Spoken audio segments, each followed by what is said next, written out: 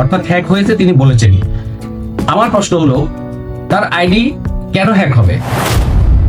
তার আইডি কি তিনি নিজে চালান, নাকি অন্য কেউ তার পাশে সহকারী হিসেবে দায়িত্ব পালন করেন এই আইডি গুলো দেখাশোনা করার জন্য?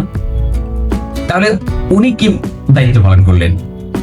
নিশ্চয়ই এত বড় একজন রাজনীতিবিদের অ্যাকাউন্ট তো অন্য কেউ দায়িত্ব পালন করলে সেক্ষেত্রে দায়িত্বহীনতার পরিচয় দিতে পারেন না তিনি। একটি পোস্ট আর তাতে তোলফা রাজনীতিতে। দর্শক আসসালামু আলাইকুম। বাংলাদেশ জামাতে ইসলামের আমির ডাক্তার শফিকুর রহমান সাহেবের এক্স অ্যাকাউন্ট হ্যাক এবং সেখানে নারী বিদেশি পোস্ট নিয়ে সামাজিক যোগাযোগ মাধ্যম হতে শুরু করে দেশব্যাপী যে তোলফা শুরু হয়েছে, এই বিষয়ে আমার কিছু প্রশ্ন থাকছে। সত্যি কি তিনি এটা লিখেছেন? তিনি দাবি করেন এবং তার দলের পক্ষ থেকে দাবি করা হয় সেটি তার অ্যাকাউন্টটি হ্যাক করা হয়েছে। ডাক্তার শফিকুর রহমান সাহেবের রাজনৈতিক জীবনে এমন বক্তব্যের নজির কি আছে? আমার উত্তর হচ্ছে নেই। নাম্বার 2, পোস্টের ভাষা ও শব্দ চয়ন তার পূর্ববর্তী বক্তব্যগুলোর সঙ্গে সামঞ্জস্যপূর্ণ নয়। রাজনৈতিকভাবে স্পর্শকাতর সময়ে কেন এমন পোস্ট ভাইরাল হলো? বিশ্ব রাজনীতিতে হ্যাক হওয়া নতুন কিছু নয়। এর আগেও বহু রাষ্ট্রনেতা, রাজনীতিবিদ ও সাংবাদিকদের ভেরিফাইড অ্যাকাউন্ট হ্যাক হয়েছে। তাই শুধুমাত্র একটি পোস্ট দেখেই চূড়ান্ত সিদ্ধান্তে পৌঁছানো কি যুক্তিসঙ্গত?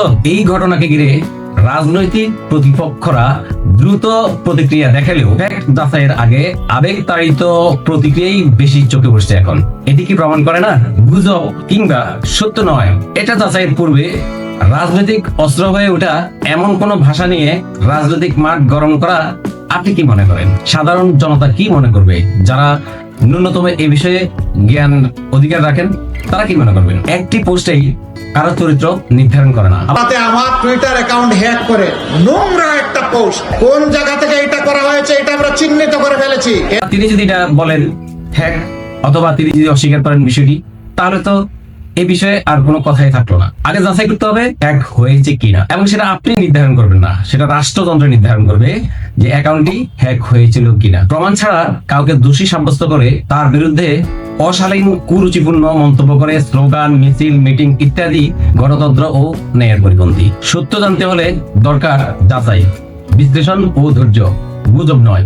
সামনে যে নির্বাচন, স্বাভাবিক জামাতের পক্ষ থেকে বলা হচ্ছে তাদের মহিলা ভোট অধিক, কিংবা প্রতিপক্ষরা বলছেন তাদের মহিলা ভোট অনেক বেশি তারা পাবে। বিভিন্ন বিশ্লেষণ জমি এবং জরিপে উঠে আসছে সেটি। সেজন্য এটাও কি ধরে নেওয়া যায় না যে তার প্রতিপক্ষ অথবা তাকে বিপদে ফেলানোর জন্য অথবা মহিলাদের ভোট নষ্ট করার জন্য এরকম একটি পোস্ট ক্রিয়েট করা হয়েছে, বা তার দীর্ঘদিনের পরিকল্পিত অংশ হিসেবে অ্যাকাউন্ট হ্যাক করে পোস্ট করা হয়েছে? এটা যাচাইয়ের প্রয়োজন রয়েছে নিশ্চয়ই।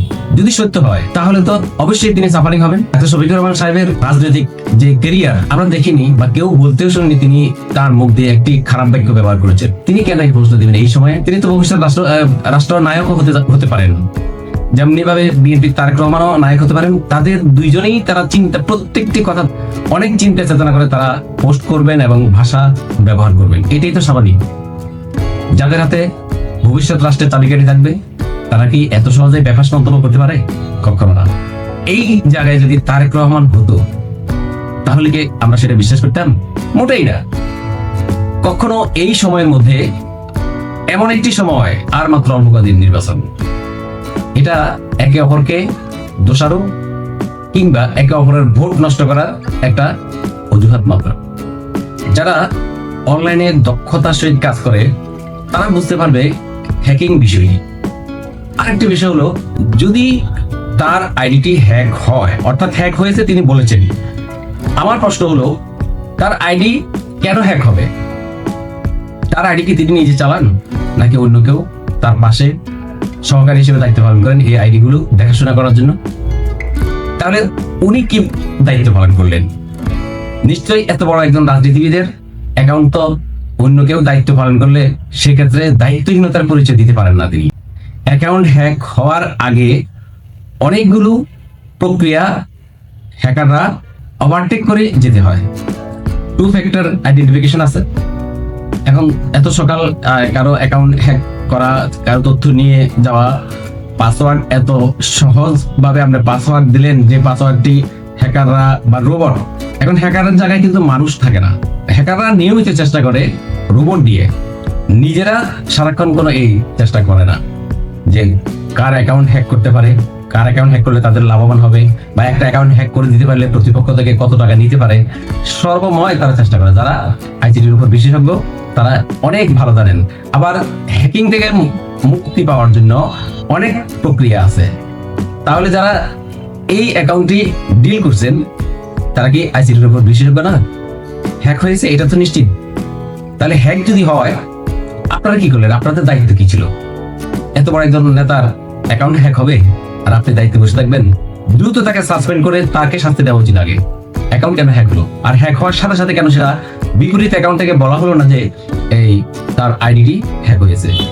এইগুলো থেকে বাঁচার জন্য অনেক উপায় অবলম্বন করতে হবে ভবিষ্যতে। বর্তমানে অনলাইন যুগে এবং ইন্টারনেটের যুগে রাজনৈতিক ক্যারিয়ারও অনেক কঠিন। প্রত্যেকটি পা কদমে কদমে হিসাব করে চলতে হবে, হিসাব করে কথা বলতে হবে। এমন কোনো কথা বলা যাবে না যে কথার কারণে আপনার ক্যারিয়ার, আপনার রাজনৈতিক জীবন এবং আপনার ভোটাররা, আপনার সমর্থকরা আপনার থেকেই মুখ ফিরিয়ে নিতে পারে। দর্শক, আমার এই ভিডিওটি যদি ভালো লাগে তাহলে লাইক, শেয়ার, কমেন্ট করে অন্যদের জানার সুযোগ করে দিন।